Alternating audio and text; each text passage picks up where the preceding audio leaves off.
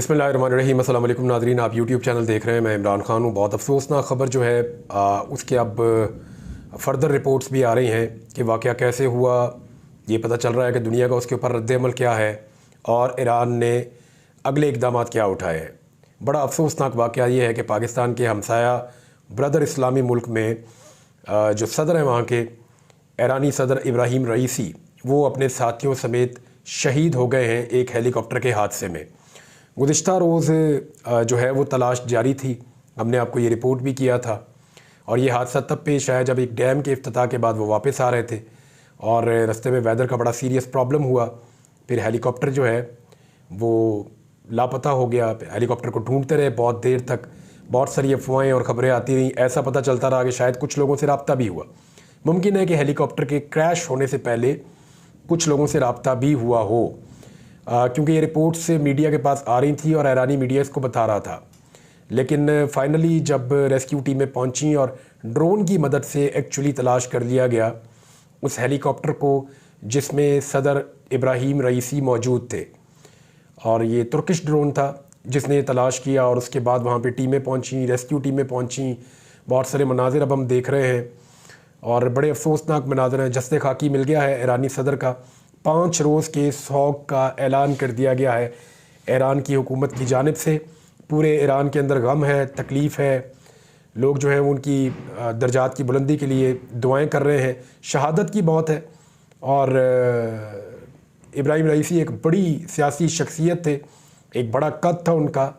बड़े लंबे अरसे तक वो जुडिशरी के साथ मुंसलिक रहे ईरान की, और ईरान का जो इनकलाब की तहरीक थी उसका भी वो हिस्सा रहे। और आयतुल्लाह ख़ामेनी के बहुत करीब थे।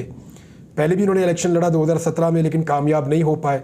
और दोबारा जब उन्होंने इलेक्शन लड़ा और वो कामयाब हुए और ईरान के सदर बन गए। ईरान की हर दिल अजीज़ शख्सियत थे।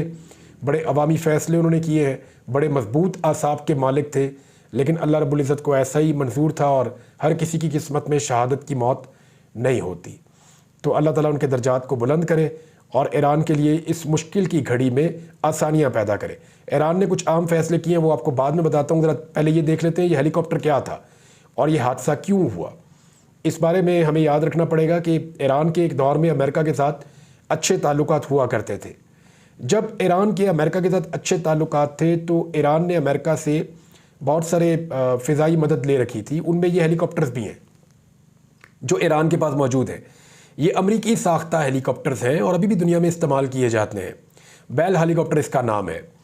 और ये बड़ा ज़बरदस्त हेलीकॉप्टर है, बहुत वज़न कैरी कर सकता है, आग बुझाने के काम आता है, पानी बहुत ज़्यादा कैरी करके ले जाता है, ज़्यादा तादाद में लोगों को ट्रैवल करवा सकता है। 15-15 बंदे इसमें बैठकर चले जाते हैं। मजबूत हेलीकॉप्टर है। लेकिन बदकिस्मती से ईरान को इसके स्पेयर पार्ट्स नहीं मिल रहे थे। ईरान को ये प्रॉब्लम आ रही है बड़े लंबे अरसे से। उसका जो फ़िज़ाई बेड़ा है वो काफ़ी हद तक मुतासिर हुआ इस वजह से कि अमेरिका ने उस पर पाबंदियाँ लगा दी हैं। और अमेरिका दुनिया से अपने जो फ़िज़ाई मशीन्स हैं उनके पास, हवाई मशीन्स हैं, चाहे वो हेलीकॉप्टर्स हैं चाहे तैयारे हैं, उनके लिए दुनिया से पुर्ज़े नहीं ले सकता, या जो उनके स्पेयर पार्ट्स हैं वो हासिल नहीं कर सकता। और इनमें जो है घंटों के हिसाब से जब ये फ्लाई करते हैं तो उसके बाद इनके स्पेयर पार्ट्स को तब्दील भी करना होता है। तो ईरान ने जुगाड़ करके और अपनी टेक्नोलॉजी के ज़रिए से जैसे तैसे वो इन तैयारों को उड़ा रहा है, जैसे तैसे वो इन हेलीकॉप्टर से काम ले रहा है। लेकिन ये रिस्क बदस्तूर मौजूद था और मौसम की ख़राबी की वजह से ये रिस्क बहुत बढ़ गया है।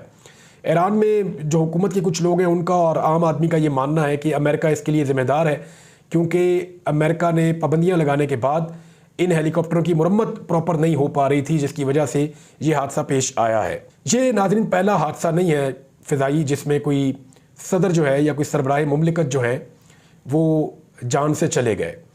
1940 से लेकर अब तक एक लंबी तारीख है। 15-16 मुख्तलिफ ममालिक के सदूर या सरबराह जो हैं वो ऐसे वाक़यात में जाँ बहक हो चुके हैं।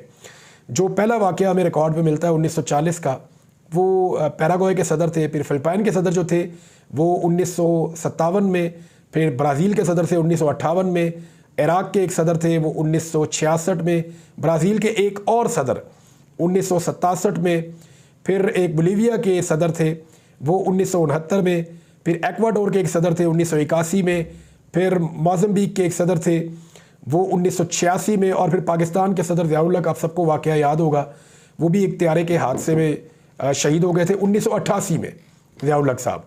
और उनके बाद जो है वो रवांडा के सदर 1994 में, और ब्रुंडी के सदर जो है वो 1994 में, शुमाली मकदूनिया के जो सदर हैं वो 2004 में, और पोलैंड के सदर 2010 में। और इस साल जो है 2 वाक़यात पेश आए। एक चिली के सदर हैं, चिली के साबिक सदर, वो 2024 में जाँ बहक हुए, और 2024 के इस अफसोसनाक वाक़े में ईरानी सदर इब्राहिम रईसी जो है वो अब शहीद हो गए हैं। तो 14 सदूर जो हैं वो शहीद हुए हैं, यानी जाँ बहक हुए हैं। उनमें कुछ जो है वो मुख्तलिफ ममालिक से उनका ताल्लुक़ है। 1940 से लेकर अब तक की तफसीलात मैंने आपको बताई हैं। अब जो सदर इब्राहिम रईसी हैं वो कुछ हवालों से बड़े हाईलाइट रहे गुज़िश्ता चंद महीनों में, और अभी इस मामले के ऊपर मज़ीद क्या चीज़ें सामने आती हैं ये हमें मुस्तकबिल में देखना पड़ेगा। एक तो जो इसराइल के ख़िलाफ़ 300 के करीब ड्रोन अटैक हुए थे, जो अभी कुछ अर्सा पहले ईरान ने किए थे, उसमें हमायत हासिल थी सदर इब्राहिम रईसी की। और एक चीज़ जो इनकी बड़ी अहम है वो ये है कि जो बहुत अरसे से ताल्लुकात ईरान के और सऊदी अरब के कटाई में चल रहे थे, कशीदा चल रहे थे, उन ताल्लुकात को बेहतर करने के लिए पहली मरतबा ये जो सदर हैं, शहीद सदर इब्राहिम रईसी ने अपना किरदार अदा किया था। और अब उनकी जगह पे जो सुप्रीम लीडर ने मंजूरी दी है, मोहम्मद मुखबर को 2 माह के लिए ईरान के अबूरी सदर मुकर्रर कर दिया गया है। फिर इंतखाबात होंगे और 50 दिन के अंदर अंदर नए सदर का इंतखाब करना होगा। यानी नायब सदर पार्लियामेंट के स्पीकर और अदलिया के सरबराह पर मुश्तमिल एक कौंसल को 50 दिनों के अंदर नए सदर का इंतखाब करना होता है। ये अब उनका प्रोसेस ये चलेगा। इंतखाबात तो पूरे मुल्क में तो नहीं होंगे, लेकिन वो जो एक तरीक़ाकार है उसके ज़रिए से अब एक नए सदर मुंतखब हो जाएंगे जिनके नाम सामने आएंगे। अब नायब सदर मोहम्मद मुखबर कौन है? इनकी उम्र जो है वो सदर इब्राहिम रईसी से ज़्यादा है, 68 साल इनकी उम्र है, और ये भी सुप्रीम लीडर अली ख़ामनेई के करीबी साथी समझे जाते हैं। 1955 में ये पैदा हुए हैं, और इनका भी तकरीबन जो पोर्टफोलियो है वो मिलता जुलता है। उन्हीं तमाम तहरीकों में, उन्हीं तमाम चीज़ों के अंदर शामिल रहे जिन चीज़ों के अंदर जो शहीद सदर हैं वो भी शामिल रहे हैं। और इनके पास 2 डॉक्टरेट की डिग्रियां हैं, जिनमें बैनुल-अक़वामी हुकूक में डॉक्टरेट का तालीमी मुकाला भी शामिल है। उन्होंने मैनेजमेंट में डॉक्टरेट की डिग्री भी हासिल कर रखी है।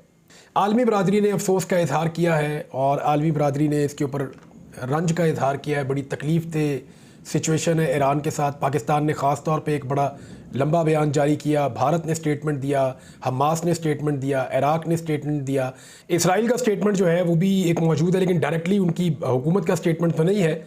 लेकिन रॉयटर्स ने ये खबर दी है, और रॉयटर्स के मुताबिक इसराइली हुकाम के हवाले से उन्होंने बताया कि ईरान में इब्राहिम रईसी को पेश आने वाले हेलीकॉप्टर हादसे में इसराइल का कोई किरदार नहीं है।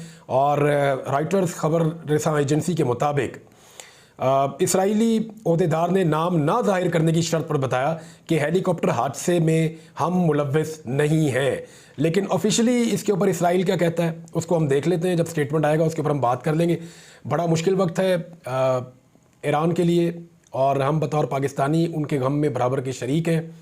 और पाकिस्तान की गवर्नमेंट ने भी, पाकिस्तान की अवाम ने भी, सब ने इस वाक़े के ऊपर अफसोस का इजहार किया है और गम का इजहार किया है। नाज़रीन, अब एक और बड़ा अहम इशू चल रहा है पाकिस्तान में। हमारे एक दोस्त हैं, सहाफ़ी हैं, शायर हैं, अहमद फरहाद साहब। वो गायब हैं गुज़िश्ता चंद दिनों से, उनका कुछ पता नहीं चल रहा। वैसे जो लोग गायब करते हैं या जैसे लोग पाकिस्तान में गायब होते हैं तो सबको पता ही है। अब इस वक्त कुछ डेवलपमेंट्स हैं वो मैं आपके साथ शेयर करना चाहता हूँ, और ये बड़ी अहम डेवलपमेंट्स हैं। ये जो जियो न्यूज़ ने रिपोर्ट किया और बाकी सारे टीवी चैनल ने भी रिपोर्ट किया है, मैं एक रिपोर्ट आपको पढ़ के सुनाता हूँ। इस्लामाबाद हाई कोर्ट के जस्टिस मोहसिन अख्तर कियानी ने शायर और सहाफ़ी अहमद फरहाद की गुमशुदगी से मुताल्लिक केस की समाअत की, जिस सिलसिले में अहमद फरहाद की वकील ईमान मज़ारी ने अदालत में दलाइल दिए, जबकि वजारत दिफा के नुमाइंदे और मुतल्लिका हुकाम अदालत में पेश हुए। ईमान मज़ारी ने अदालत में एक बड़ा इंकशाफ किया।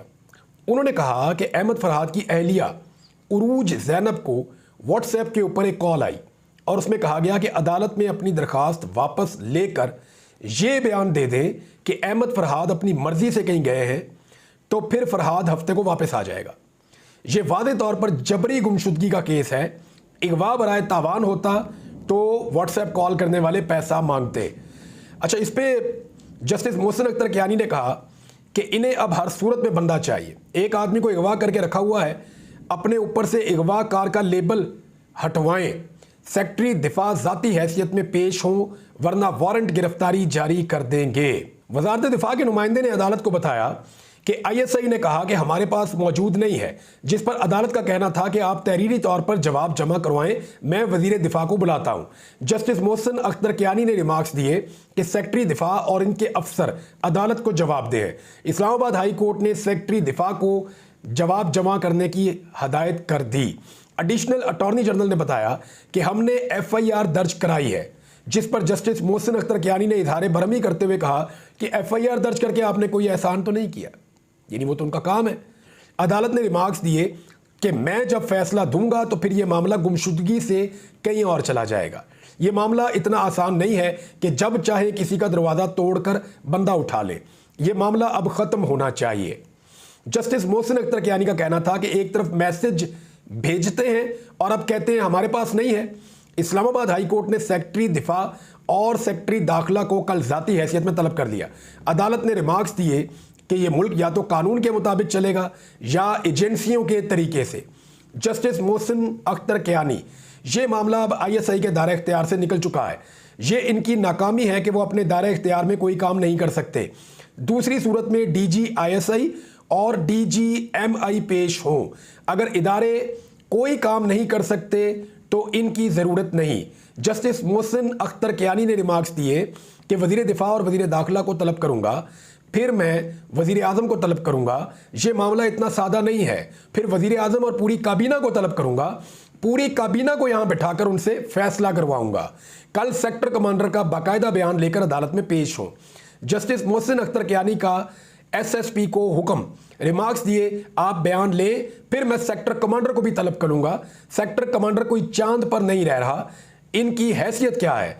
अदालत ने SSP ऑपरेशंस को हदायत दी कि कल सेक्टर कमांडर का बयान कलमबंद करके आए। सेक्रेटरी दिफा और सेक्रेटरी दाखिला को कल 3 बजे जाती हैसियत में अदालत तलब कर लिया गया।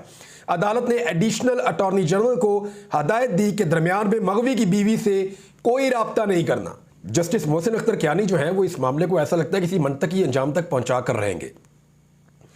और जबरी गुमशुदगी का ये मामला जो है वो उस पर डायरेक्टली अब तो बहुत खुलकर बात कर रहे हैं। इवन सोशल मीडिया पूरा भरा पड़ा है।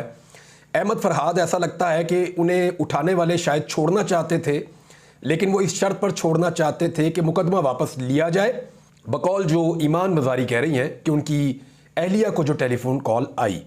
अब मेरे ख्याल में ये सिलसिला बंद होना चाहिए। किसी को अगवा कर लेना, उठा लेना, मावरा कानून अपने पास रखना, ये किसी भी जमहूरी मुआशरे के अंदर इसकी गुंजाइश नहीं होती। और शायरों को, अदीबों को, लिखारियों को, सहाफ़ियों को, ऐसे लोगों को उठाकर सोच को बदला नहीं जा सकता, बल्कि सोच के ऊपर लेंटर डाला जा सकता है। यानी जो सोच कच्ची पक्की है ना, बालों वाली छत, उसको लेंटर में कन्वर्ट किया जा सकता है कि वो सोच और ज़्यादा मजबूत, और ज़्यादा दबंग, और ज़्यादा ताकतवर हो जाती है जब इस तरह के गैर कानूनी और गैर आईनी हथकंडे इस्तेमाल किए जाते हैं। एक बड़ी खबर और है नादरी, लेकिन पहले मैं आपको बताऊं, इमरान खान साहब को आज एक बहुत बड़ी कामयाबी मिली है। 9 मई और आज़ादी मार्च समेत 3 मुकदमात में इमरान खान साहब बरी हो गए हैं। इस्लामाबाद की मकामी अदालत, यानी रोज़ की बुनियाद पर इमरान खान साहब के जिस तरह रोज़ाना मुकदमे बन रहे थे ना, 2-3, अब वैसे ये मुकदमात ख़त्म हो रहे हैं। इमरान खान साहब और उनकी पार्टी के बहुत सारे लोग बरी हो रहे हैं। इसकी 2 वजूहात हो सकती हैं। या तो पाकिस्तान के निज़ाम ने यह फैसला कर लिया कि ठीक है, बहुत हो गई, अब हाथ उठा लेते हैं, और उन्होंने तवज्जो देना छोड़ दी इन चीज़ों की तरफ कि इस पार्टी को मज़ीद क्रश करना है। या तो ये वजह हो सकती है, या दूसरी वजह जो बज़ाहिर दिखाई दे रही है कि अदलिया ने जागने का फ़ैसला कर लिया है, या अदलिया ने अपनी खोई हुई स्पेस वापस लेने का फ़ैसला कर लिया है। वो हम पढ़ते थे माशिरतुल उलूम की किताब में, अज़्म रफ्ता, यानी अपनी जो पुरानी एक अज़मत थी उसको वापस लेने का फ़ैसला किया है। तो ऐसा लगता है कि अदलिया ने अपनी खोई हुई स्पेस वापस लेने का फ़ैसला किया, जिसकी बुनियाद पे अब जजेस बड़े खुलकर फ़ैसला दे रहे हैं। मैं जो लोअर कोर्ट के हमारे जजेस हैं, मैं उन्हें बार बार सलूट करता रहा हूँ, मैं उनको बार बार सलूट करता रहूँगा। वजह यह है कि मैंने अपनी आंखों से देखा और अपने कानों से सुना कि कितने शदीद दबाव के अंदर, कितनी बदतरीन सूरत हाल के अंदर वो हमें इंसाफ देते रहे हैं। ना सिर्फ मुझे उन्होंने इंसाफ दिया, वो 3 दर्जन मुकदमे तो मैंने लड़े, और मैं 3 दर्जन मुकदमे लड़के भी अगर आपके सामने बैठा हूं पिछले 2 साल में, तो यानी 1 महीने का एक मुकदमा बनता है या इससे ज़्यादा बनता है। अगर 2 साल में 3 दर्जन के करीब मुकदमे लड़के मैं आपके सामने बैठा हूं तो ये हमारे लोअर जुडिशरी के जजेस थे जिनकी वजह से मैं आपके सामने बैठा हूं। उन्होंने मुझे हर जगह पे इंसाफ दिया, तो उनका बहुत शुक्रिया। वो बहुत मुश्किल हालात में बहुत मुश्किल काम कर रहे हैं। तो यहाँ पे भी इमरान खान साहब भी बाइज्जत बरी हो गए, शेख रशीद, फैसल जावेद और इनके अलावा जो बाकी लोग बरी हुए उनमें अली नवाज अवान और शाह महमूद कुरैशी, कासम सूरी, राजा खुरम नवाज और बहुत सारे लोग जो हैं वो बाइज्जत बरी हो गए हैं। और जरताज गुल भी बाइज्जत बरी हो गई हैं, असद उमर भी बाइज्जत बरी हो गए हैं, सैफुल्ला नियाजी, बहुत सारे और लोग हैं। तो ये पाकिस्तान तहरीक इंसाफ के लिए बहुत बड़ी और बहुत अच्छी खबर है। उन्हें चाहिए कि वो जब इस तरह का उनको इंसाफ मिले तो उस पर शुक्रिया भी अदा किया करें अदलिया का। हालांकि बड़ी लेट उनको इंसाफ मिल रहा है, लेकिन कम से कम अब उन्हें इंसाफ मिलने का आगाज़ हुआ है। तो ऐसे बहादुर जजेस को थैंक्स बोलना चाहिए, उनका शुक्रिया अदा करना चाहिए। नाज़रीन, 2 खबरें छोटी छोटी मैं आपको दे दूं। एक तो बड़ी अफसोसनाक खबर है कि जो हमारा फ़लस्तीनियों के हक़ के लिए एक मुज़ाहरा चल रहा है, इस्लामाबाद में सहाफ़ी कर रहे हैं, उसमें शरीक होते हैं, बार बार हमारे सहाफ़ी दोस्त जाते हैं, वो शिरकत करते हैं, वो ऐलान भी करते हैं।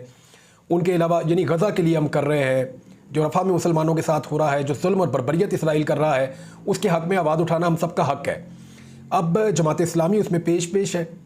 सेनेटर मुश्ताक अहमद साहब जो है वो उसमें सबसे आगे हैं और उन्होंने इस पर बड़ी कुर्बानी भी दी है। उनकी फैमिली के ऊपर मुकदमात हुए, उनके अपने ऊपर मुकदमात हुए, उनके साथ बड़ा जुल्म भी हुआ, माजी में भी होता रहा, अभी भी हो रहा है। तो उन्होंने बड़ी आवाज़ उठाई है इस मामले में। अब अफसोसनाक वाक़े में ये हुआ कि रात के एक शख्स ने जो है वो गाड़ी चढ़ा दी और 2 मुजाहिरीन शहीद हो गए इस वाक़े में। और गाड़ी चढ़ाने के बाद वहाँ पे पुलिस को बता रहे थे बार बार जो बाकी मुजाहिरीन है कि वो खड़ा है, पकड़ो पकड़ो उसको। और वो पुलिस के सामने पहले वहाँ पे खड़ा रहा और वीडियो भी बनी, उसके बाद वो वहाँ से चला गया।